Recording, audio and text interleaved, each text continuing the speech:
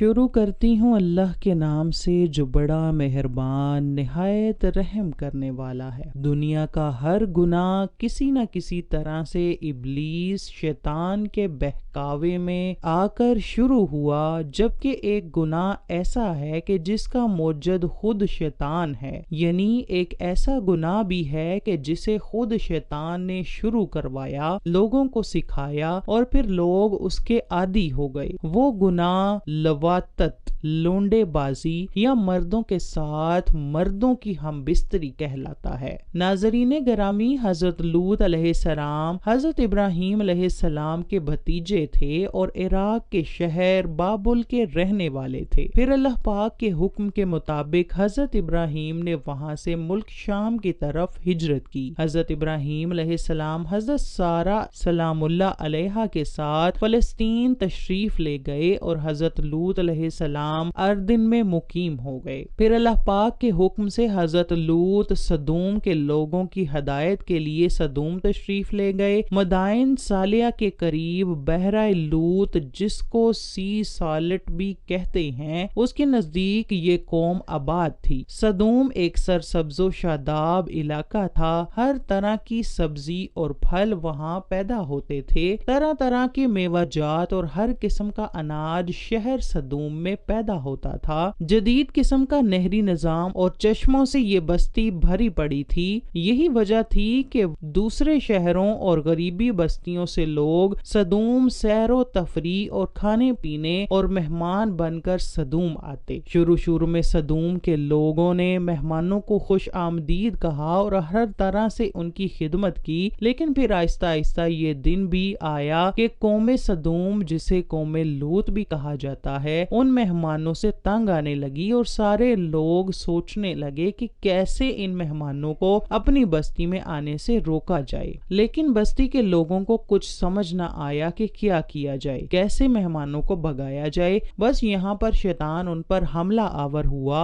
और एक बूढ़े की शक्ल में कौमे सदूम के पास आया और कहने लगा कि अगर मेरी तदबीर पर अमल करोगे तो जरूर तुम्हारे मेहमान भाग जाएंगे और दोबारा भी कभी नहीं आएंगे। सारी कौम खुश हो गई और तदबीर के बारे में पूछने लगी। शैतान कहने लगा कि जब भी कोई भी तुम्हारी बस्ती में आए तो तुम लोग जबरदस्ती उसके साथ बदफेली करो और ये बदफेली मर्दों के साथ करना। फिर अगले दिन शैतान एक नहायत खूबसूरत लड़के की सूरत में सदूम की बस्ती में दाखिल हुआ और कौमे सदूम का मेहमान बना। ऐसा खूबसूरत गोरा चिट्टा लड़का उस कौम ने पहले कभी न देखा था। कौम के सरदारों ने कहा कि इसको बांध दो और उसके साथ सिर्फ हम सरदार ही बदफेली करेंगे। चनाचे उस तरह शैतान ने कौमे सदूम को बदफेली सिखाई। बस फिर उसके बाद आहिस्ता आहिस्ता जैसे जैसे मेहमान उनकी बस्ती में आते तो ये लोग उनके साथ जबरदस्ती बदफेली करते और फिर ये लोग उस गुनाह के आदी हो गए। अब बात यहाँ तक आन पहुंची कि ये लोग आपस में अपनी ही बस्ती के लोगों के साथ रजामंदी से मर्द दूसरे मर्दों के साथ बदफेली करने लगे और दूसरी बस्ती से अगर कोई मेहमान आता तो वो लोग उसको अपनी महफिल में ले जाते और वहां इज्तिमाई तौर पर इससे ज्यादती करते।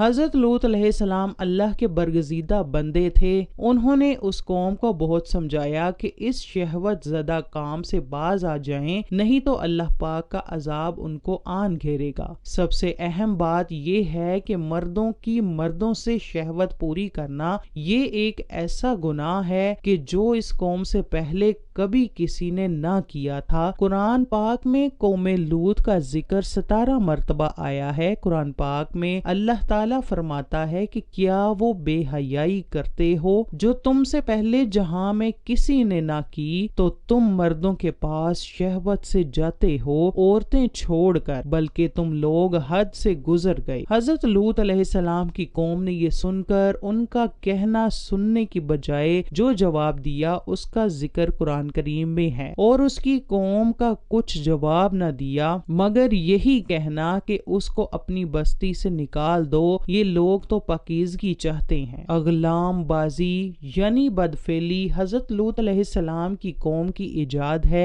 इसे लवातत कहते हैं। ये भी मालूम हुआ लड़कों से बदफेली करना हराम में कतई है। हजरत लूत अलैहिस्सलाम ने अपनी कौम को बहुत समझाया लेकिन वो इस بدفعلی سے باز نہ آئے۔ اس کا ذکر قرآن پاک میں کچھ اس طرح سے ہے، حضرت لوط نے کہا کہ تم کیوں نہیں ڈرتے، میں تو تمہارا امانت دار پیغمبر ہوں، تو اللہ سے ڈرو اور میرا کہنا مانو، اور میں تم سے اس کا بدلہ نہیں مانگتا، میرا بدلہ رب کائنات کے ذمے ہے۔ کیا تم اہل عالم میں سے لڑکوں پر مائل ہوتے ہو اور تمہارے پروردگار نے جو تمہارے لیے تمہاری بیویاں پیدا کی ہیں ان کو چھوڑ دیتے ہو؟ حقیقت یہ ہے کہ تم حد سے نکل جانے والے ہو۔ حضرت لوط مایوس ہونے کی بجائے قوم کو راہ راست پر لانے کی جدوجہد میں مصروف رہے، لیکن وہاں تو کیفیت یہ ہے کہ مرض بڑھتا گیا جوں جوں دوا کی، یعنی جتنا حضرت لوط انہیں اللہ کے عذاب سے ڈراتے وہ اتنا ہی اس کا تمسخر اڑاتے، اور پھر ایک دن انہوں نے خود ہی عذاب الہی کا مطالبہ کیا۔ اللہ تعالیٰ نے انہیں اب تک دردناک عذاب سے محفوظ رکھا تھا، اور بدترین فحاشی اور بدکاری کے باوجود انہیں ڈیل دی جا رہی تھی، لیکن اب انہوں نے خود ہی عذاب کی فرمائش کر دی اور بولے، اے لوط اگر تم سچے ہو تو ہم پر عذاب لے آؤ۔ قوم کے اس مطالبے کے بعد حضرت لوط کو یقین ہو گیا کہ اللہ تعالیٰ نے ان کے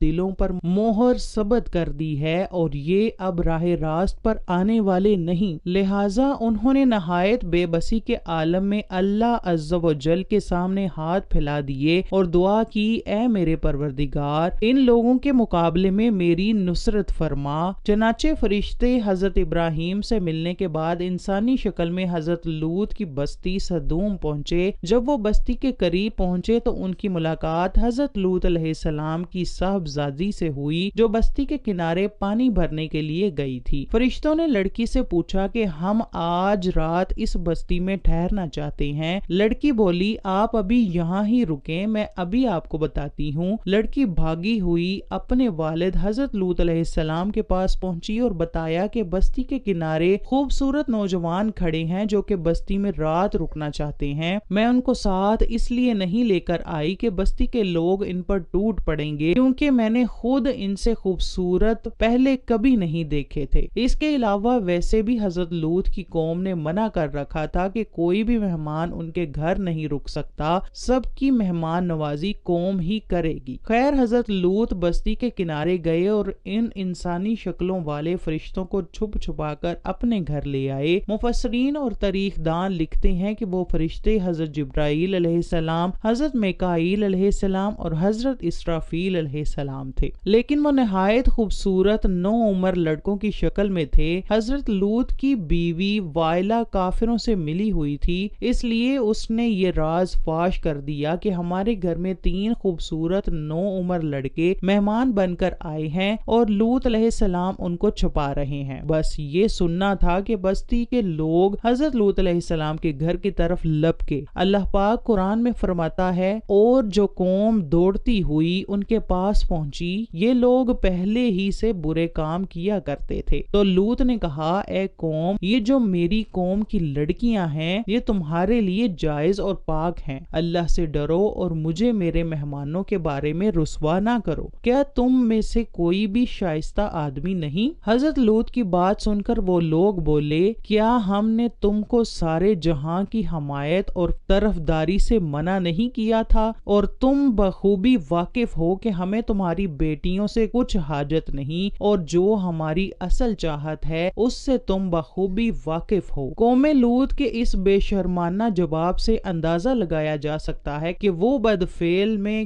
کس حد تک مبتلا ہو چکی تھی۔ جب قوم کے لوگ دوڑتے ہوئے حضرت لوط کے گھر پہنچے تو انہوں نے دروازہ بند کیا، لیکن وہ لوگ دیوار پر چڑھ گئے تو حضرت لوط علیہ السلام کہنے لگے، اے کاش مجھ میں تمہارے مقابلے کی طاقت ہوتی یا کسی مضبوط قلعے میں پناہ پکڑ سکتا۔ لیکن جب فرشتوں نے حضرت لوط کو بے بس دیکھا تو انہوں نے حقیقت بتا دی کہ ہم کوئی انسان نہیں ہیں بلکہ اللہ کی طرف سے بھیجے گئے فرشتے ہیں۔ فرشتے حضرت لوط سے کہنے لگے کہ آپ آج رات ہی اس بستی سے چلے جائیں، لیکن آپ اور آپ کے ماننے والے جب جائیں تو واپس اس بستی کی طرف مڑ کر مت دیکھنا۔ چنانچہ حضرت لوط علیہ السلام رات کو اپنے اہل و عیال کو لے کر نکل پڑے۔ ان کی بیوی وائلا بھی ان کے ساتھ تھی۔ ادھر بستی کے لوگ حضرت لوط کے گھر کے باہر جمع تھے۔ حضرت جبرائیل علیہ السلام اپنا ایک پر مارا اور وہ سارے لوگ جو جمع تھے وہ اندھے ہو گئے۔ یہ عذاب صرف ان لوگوں کے لیے تھا جو حضرت لوط کے گھر کے باہر جمع تھے۔ قرآن کریم میں ارشاد ہے، اور انہوں نے لوط سے ان کی مہمانوں کو لینا چاہا تو ہم نے ان کی آنکھیں اندھی کر دیں۔ اس کے بعد حضرت جبرائیل علیہ السلام نے اس بستی کو اللہ کے حکم سے زمین سے اکھیڑا اور پھر اپنے بازو پر رکھ کر آسمان پر لے گئے، یہاں تک کہ بستی کے مرغوں اور کتوں کی آوازیں آسمان کے فرشتوں نے سنی اور پھر اس ساری بستی کو زمین پر